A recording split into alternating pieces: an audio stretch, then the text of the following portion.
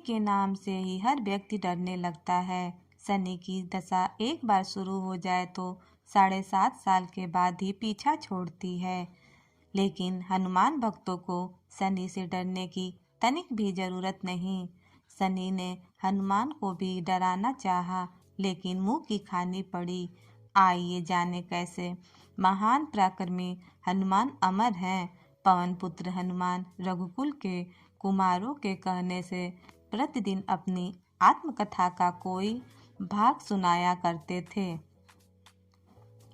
उन्होंने कहा कि मैं एक बार संध्या समय अपने आराध्य श्री राम का स्मरण करने लगा तो उसी समय ग्रहों में पाप ग्रह मंदगति सूर्यपुत्र शनि वहां पधारे।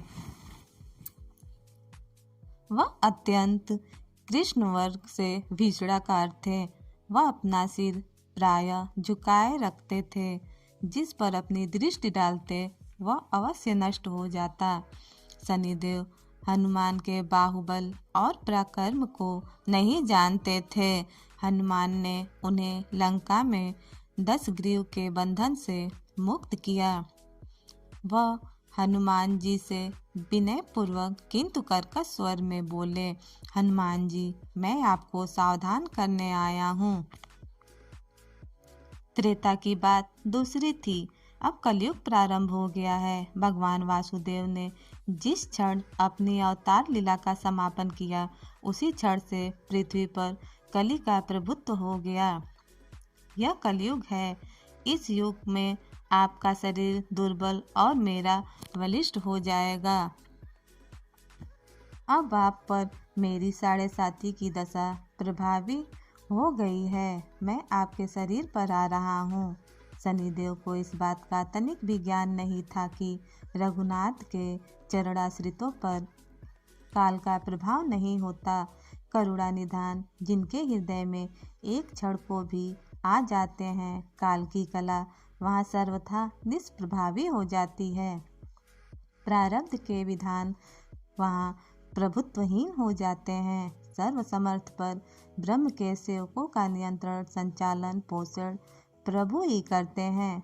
उनके सेवकों की ओर दृष्टि उठाने का साहस कोई सुर असुर स्वयं अनिष्ट भाजन होता है। शनिदेव के अग्रज यमराज भी प्रभु भक्त की ओर देखने का साहस नहीं कर पाते। हनुमान जी ने शनिदेव को समझाने का प्रयत्न किया। आप कहीं अन्यत्र जाएं। ग्रहों का प्रभाव पृथ्वी के मरणशील प्राणियों पर ही पड़ता है। मुझे अपने आराध्य का स्मरण करने दें। मेरे शरीर में श्री रघुनाथ जी के अतिरिक्त दूसरे किसी को स्थान नहीं मिल सकता। लेकिन शनिदेव को इससे संतोष नहीं मिला। वह बोले, मैं सृष्टिकर्ता के विधान से विवश हूँ। आप पृथ्वी पर रहते हैं, अतः आप मेरे प्रभुत्व क्षेत्र से बाहर नहीं हैं। पूरे 22.5 वर्ष व्यतीत होने पर 7.5 वर्ष के अंतर में 2.5 वर्ष के लिए मेरा प्रभाव प्राणी पर पड़ता है, किंतु यह गौण प्रभाव है। आप पर मेरी 7.5 आज इसी समय से प्रभावी हो रही है। मैं आपके शरीर पर आ रहा हूँ, इसे आप टाल नहीं सकते। फिर हनुमान जी कहते हैं, जब आपको आना ही है तो आइए। अच्छा होता कि आप मुझ वृद्ध को छोड़ ही देते। फिर शनिदेव कहते हैं, ग्रहों में देवता या उपदेवता किसी को नहीं रहना चाहिए। सबको अपना आवास सूक्ष्म लोकों में रखना चाहिए। जो पृथ्वी पर रहेगा वह कलयुग के प्रभाव में रहेगा।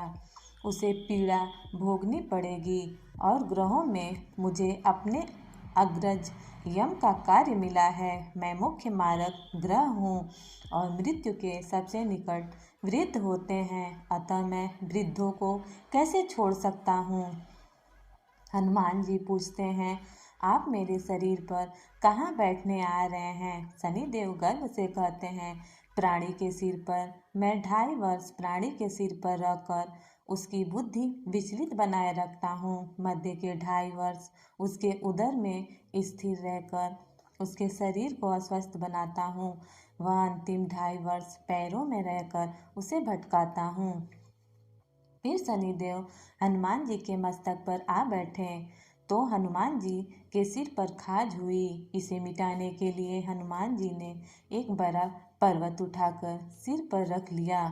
शनिदेव चिल्लाते हैं, यह क्या कर रहे हैं आप? फिर हनुमान जी कहते हैं, जैसे आप सृष्टिकर्ता के विधान से विवश हैं, वैसे मैं भी अपने स्वभाव से विवश हूँ। मेरे मस्तक पर खाज मिटाने की यही उपचार पद्धति है और आप अपना कार्य करें और मैं अपना कार्य। ऐसा कहते ही हनुमान जी ने दूसरा पर्वत उठाकर सिर पर रख लिया। इस पर शनिदेव कहते हैं, आप इन्हें उतारिए, मैं संधि करने को तैयार हूँ। उनके इतना कहते ही हनुमान जी ने तीसरा पर्वत उठाकर सिर पर रख लिया तो शनिदेव चिल्ला कर कहते हैं, मैं अब आपके समीप नहीं आऊँगा। फिर भी हनुमान जी नहीं मानते हैं और चौथा पर्वत उठाकर सिर पर रख लिया। शनिदेव फिर चिल्लाते हैं, पवन कुमार त्राहिमाम त्राहिमाम, रामदूत अंजाय नमः, मैं उसको भी पीड़ित नहीं करूँगा जो आपका स्मरण करेगा। मुझे उतर जाने का अवसर दें। हनुमान जी कहते हैं, बहुत शीघ्रता ही, अभी तो 5वां पर्वत शिखर बाकी है। और इतने में ही शनि मेरे पैरों में गिर गए और कहा, मैं सदैव आपके दिए वचनों का स्मरण रखूँगा। आघात के उपचार के लिए शनिदेव तेल मांगने लगे। हनुमान जी तेल कहाँ देने वाले थे?